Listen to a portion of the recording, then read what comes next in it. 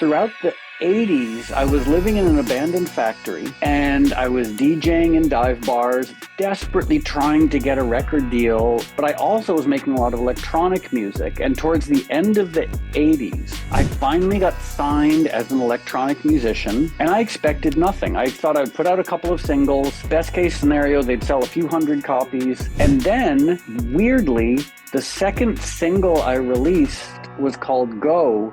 And it became a top 10 record throughout Europe and in different parts of the world, not necessarily in the United States. And I suddenly found myself traveling back and forth to Europe and being on TV shows and standing on stage in front of 10,000 people at raves and festivals. So that was such a huge, baffling turning point where I went from complete abject poverty and obscurity to suddenly being on top of the pops with U2 and New Order.